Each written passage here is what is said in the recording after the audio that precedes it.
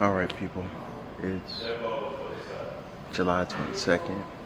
We're in Greensboro, Georgia, just about an hour outside Atlanta for Brittany and Willie's wedding. Well, vow renewal. Well, they're doing it again on a different day.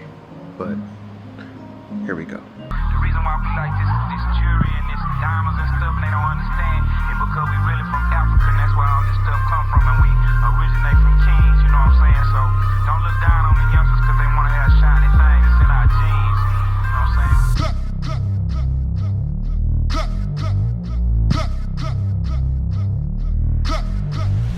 CinematicBams. All right, so first thing first, we have to establish location with the drone. I shoot with a DJI R2. Normally, I just put it up in the air. I set it about 30 frames, 60 frames, just in case if I want to slow the video down while I am creating the location. I'm also going to get a shot of the venue as well to throw in there right after that.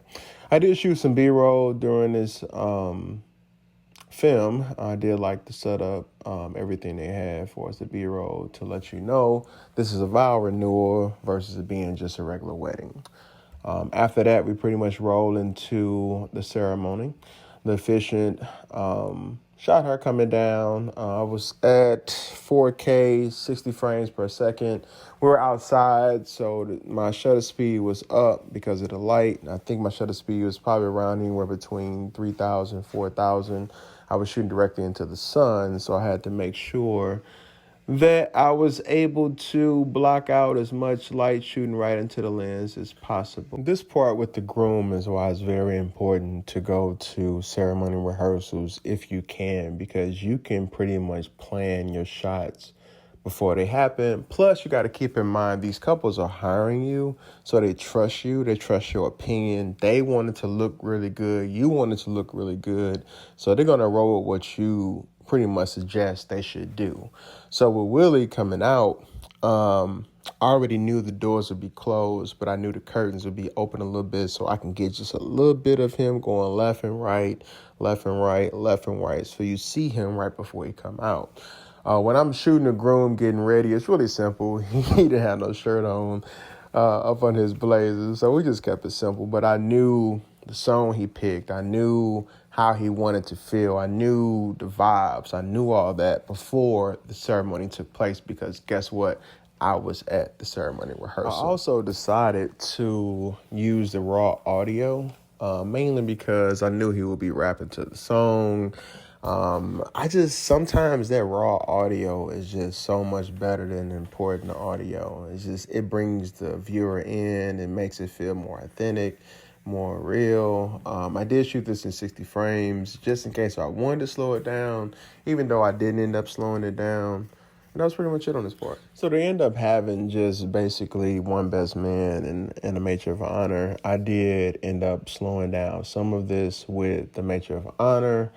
And then also they had their baby girls come down. I did slow some of that down. I did import all the music during this part because it just fits a little bit better. Sometimes you just got to use your judgment. I mean, if people like clapping and cheering, you want that raw audio, so you might just go with the raw audio at that point. All right, so now we're on to makeup and hair.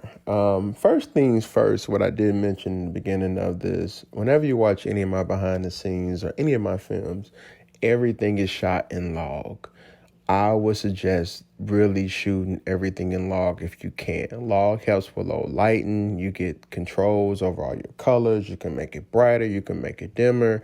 Shoot in log if you can. Trust me, it'll help you in the long run. But with makeup and hair, everything is shot in 120 frames. Shutter speed is double that, so I'm at like 250. Makeup artists typically bring lights in, so I never use my lights during this time or to use the natural light. What I'm doing during makeup and hair is just trying to create some movement, trying to create some different angles. I don't want it to be boring. I can just put it on a tripod and hit record and record the makeup if I want a boring shot. But I'm free-handed and I'm just moving around. I'm making sure I'm catching the hairstylist spraying, the makeup artist putting the brush on her face, This is the part where you have to make it cinematic. You have to make it interesting because she's getting her hair and makeup done. And most time, no one wants to sit and watch someone get their hair and makeup done other than the bride and maybe women. But I want to make this part interesting because this is her moment right before she comes out. Full disclaimer, I personally know this couple. So I knew Willie would give me everything I needed on when she came out. I knew he would give me the ugly cry. I already knew everything that was going to happen before it happened. And even if I didn't, I still probably would have did this part anyway because I wanted to try something new. Every wedding film, I always wanted to try to do something new, something innovative, something I haven't seen before. So one night I was watching a movie on Tubi and I seen this split screen and I was like, you know what? I'm going to do that in my next wedding film. And that's what I do when I watch TV and I watch film and movie. I'm a student. I'm consistently studying. I'm consistently learning what new can I do to bring it to the wedding industry, to make it feel like a film, to make it feel different. So that's my disclaimer on that. Now, back to the film. So this is another moment why it's important to go to ceremony rehearsals because we planned all this. I said, hey, we're going to have two women right here. They're going to open this door and you need to soak it in, get your moment right there.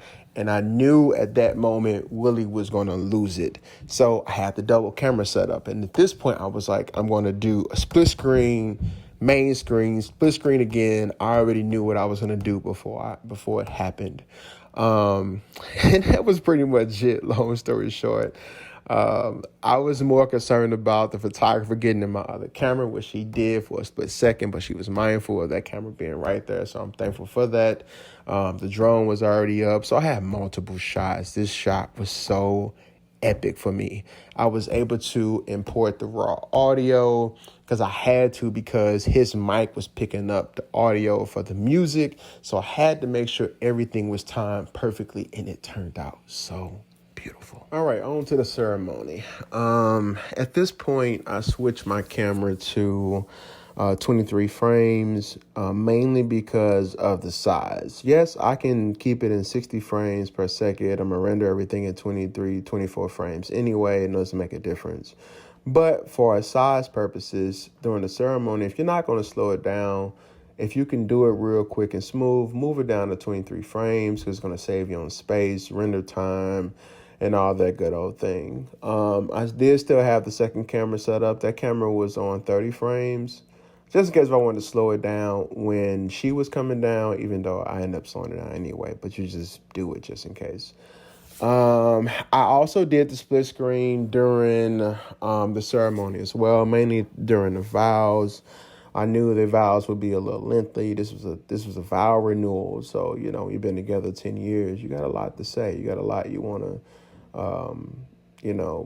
have new vows. You just have so much you want to say during this moment, during this time. So that was just pretty much it. I did use their photo shoot for B-roll like I always do. I think their photo shoot, the video turned out so dope. It was just so nice, man. I love outside weddings and natural colors and just everything just blends in so well. It makes my job so much easier outside versus indoors because outside you have all the natural light.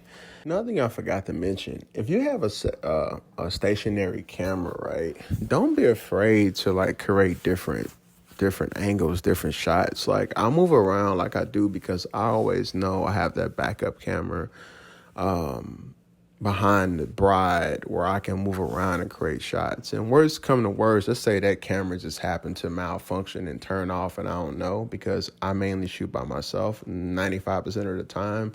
I still have their photo shoot to roll in as B-roll just in case if I want to change the angle so it's smooth, it doesn't look all messed up and choppy. So keep that in mind too. If you're shooting with two cameras, don't be afraid to move around with that camera in your hand to create some different angles. All right, so we're at the part where they come in to the reception. Now, this is why it's important to shoot in log because this venue was very dim. But shooting in log, I was able to brighten it without losing the quality of the video. I love that they had white walls, so that helped Because log, I can just turn up the highlights or adjust the contrast, and then I can brighten it up just with those two settings and make this whole area seem a lot brighter than what it is.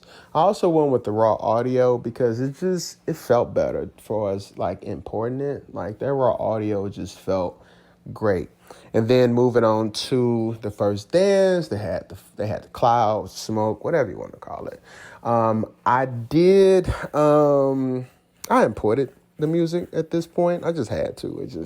It fits a lot better. And the only downside to importing the music, most of the time the bride and the groom may be singing some of the part of the actual music. Now, I just make sure I cut that part out so it doesn't seem odd, even though it wouldn't really make a difference. But I'm just a perfectionist, so I don't want you to be watching the song saying one thing and lip saying another thing. So I just make sure I cut those things out. I'm also in 60 frames doing this part because I know I'm going to slow it down because of the clouds. I'm creating different angles because I know I'm going to chop this up. I want wide shots. I want tight shots. I want shots of her hand. I want shots from down. I want shots from up, left, right. I know I'm going to chop this up. So it doesn't really make a difference on what's going on. I just want to create these different angles because I'm going to slow it down, chop it up, and I'm going to put it all together for a beautiful first dance. All right, last but not least, now it's time to turn up a little bit. I did use some raw audio during the turn up, during the party part. The raw audio is just so authentic, man. It takes you back to your day, it takes you back to that moment. Even though if I import it, it can do the same, but that raw audio, it just hits a little bit different. So during this part, I'm shooting at 60 frames. I know some stuff I may slow down. Once again, the venue was dim. I did pull out my lights to add some light into the area. I don't like the hard light, so I don't put a light on my particular camera. Plus, I feel like it's just distracting. I don't want to be distracting to people while they're, having fun and kicking it. I want to be the guy with the camera, but I don't want you to look at me as the guy with the camera with the light on you. Now you got to perform, so I don't like putting a hard light on my actual camera. That's just my pet peeve.